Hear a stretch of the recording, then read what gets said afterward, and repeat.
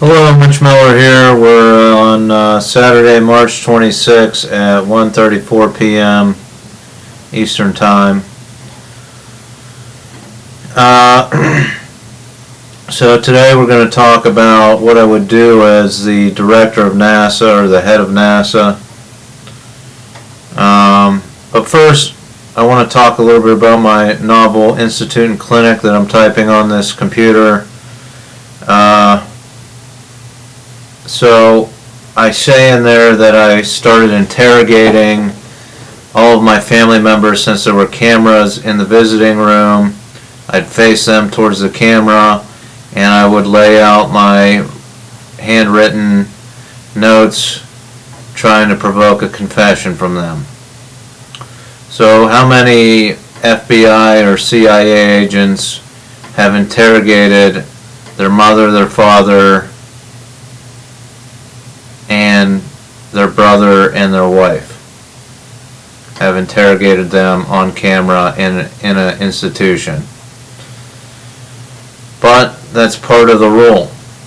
I mean, you got to be willing to interrogate them. So got them to admit to illicit drug use or other things,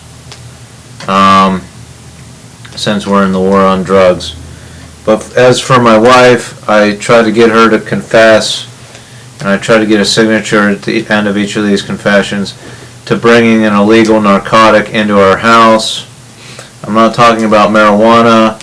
When she took a trip to Bolivia, both times she brought back this tea. It's a coca-based tea. You see the coca right there. A coca-based tea, which is also the plant that cocaine is derived from. So my theory was that she brought the raw materials to make cocaine into my house. The box came with 50 of these packets of tea. So I started when I was in my when I was off my medication. I started collecting the wrappers after I'd have a cup of that tea, and I was going to send the empty wrappers, 50 of them, one each to a governor of a state in the United States. So all 50 governors of the United States were going to receive an empty packet of coca tea with a letter from me saying, I don't know where your state falls on whether this is illegal or not, and that I think we should legalize it. Something along those lines. I don't know. I was ill at the time, so I never ended up doing that. But that should shed some light on certain things in the book.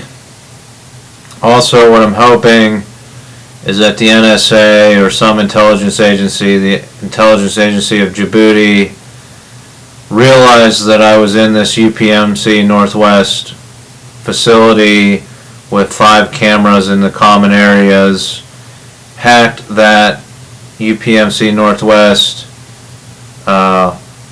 hospital, got into the cameras and recorded all the video of me pacing around and doing various other things to prepare myself to be injected by a needle.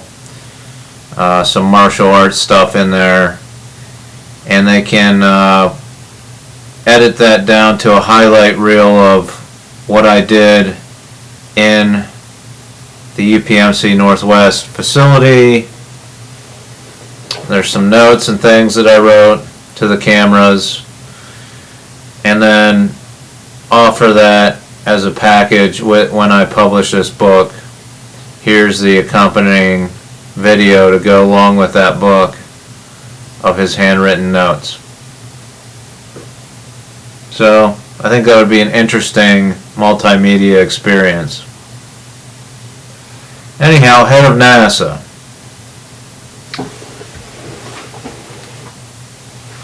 What would I do if I was appointed head of NASA?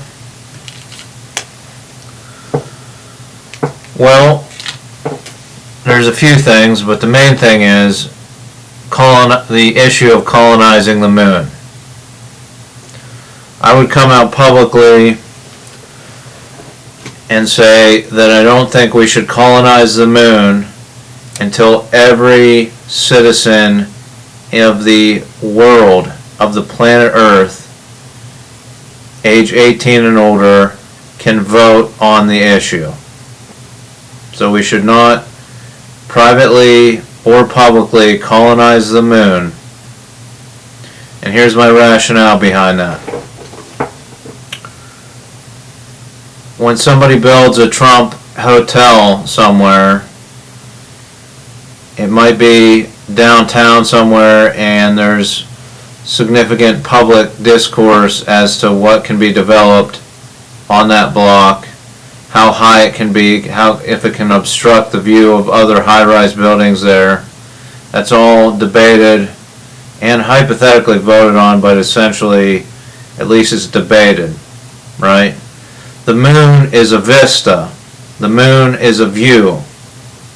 The moon is a view that every person on the planet Earth can see with their naked eye. And if they spend $20 on a telescope, they can see pretty close up on the moon on certain nights.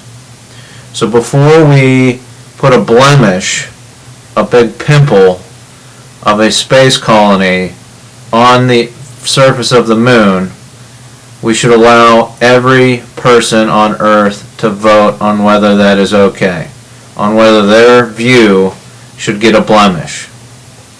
Okay, it's simple. So I would use significant resources at NASA to start programs where every person gets to vote on whether we should colonize the moon. That's right, I would, if I had a voting platform, or I would adapt it to the NASA website and its streaming services to show cameras in space, I would show a constant shot of the of the moon, so that everybody can at least get one good view of the moon. So it'd be a channel just for the moon, and I would develop a voting platform where everybody can put in their vote. So all people age 18 or older on the planet Earth get a vote on whether the United States, any of its private companies, can colonize the moon, and the United States can hold other countries accountable by saying, hey, the vote said no, we do not think we're ready to colonize the moon. So it's a 7 billion person vote, or 6 billion with kids, 6 or 5.5 billion person vote, globally, planetary vote on whether we can colonize the moon, whether it's ethical to colonize the moon and put a blemish on the moon. So that's primarily what I would put forward as the head of NASA. I would also try to give suggestions to both Republican and Democratic lawmakers on different policies and laws that should be developed regarding satellites and anything that has to do with space. So I would develop policy, and I would try to enact laws to regulate space. We don't try to do it. It's not on the government's radar, really. I mean, they just adopted the Space Force. They just created the Space Force, but we should have laws with all these private companies now capable of sending things into space. We should regulate it so that we don't have, I don't know, satellites up in space that have high-powered laser beams that can beam a signal concentrated on, say, one house here at 4914 right through my roof and cause me to be irritated and have mental illness in my own house. I mean, do we want those kind of satellites up there? No. So I would develop an inspection team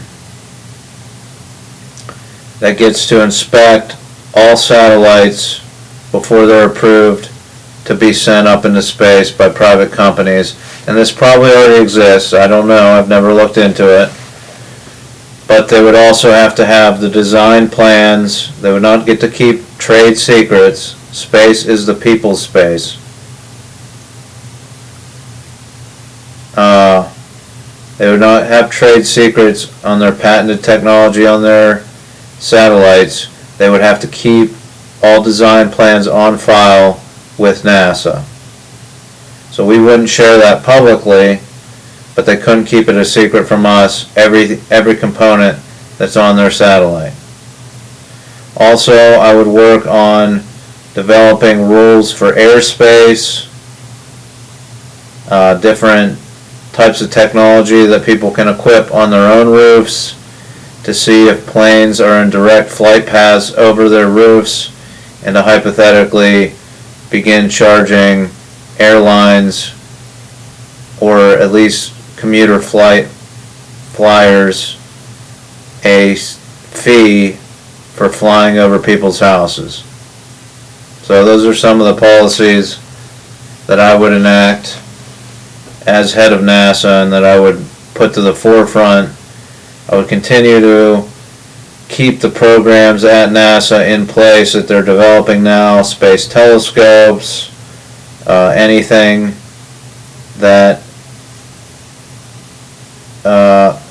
involves the exploration of space. I'm not against that.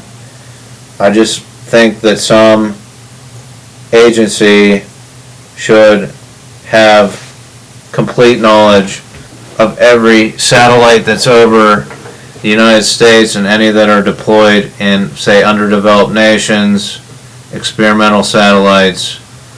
I would try to get a uniform code that can be passed through the United Nations regarding satellites or any flying object in space. So, elect me your head of NASA, and this took about 8 or 9 minutes to explain, so that's a good run through for my podcast. Thanks for watching. Join me randomly on weeknights when my wife is at Pilates, when I talk about maybe healthcare and other things that I've written documents on my Apple computer. Join me on this old Apple computer when I make videos that are probably available on the dark web. Thanks for watching. If not, maybe Hillary will watch these someday and release them after I've been assassinated or something. I don't know. I know a lot of people probably don't like hearing what I have to say, but I'm talking about modernizing the United States in a logical way, adopting technology in the most logical and beneficial ways to the masses rather than the most profitable ways to the few. So I will continue to strive to come up with innovative ideas like that. I am available for hire in your company. I can solve your company's problems in innovative and new ways. Since the government won't hire me for the FCC, maybe Google, maybe Meta, you'd like to hire me. I know what you're thinking. I'm going to steal your programmers to develop my own technology company. Well, you probably make them all sign non-compete forms and NDAs. So I would have to develop my company in a way that does not compete with yours, which I'm already proposing. Most of my ideas do not compete with Facebook and Google. So, something to think about. I mean, or I'll just keep working for $15 an hour at the embroidery shop, losing my hearing slowly, working my fingers to the bone. Either way, I'll keep saving my money to develop the Alma Voter platform, which can launch me into other technology ideas that I do not disclose, that I have up here. So, thanks.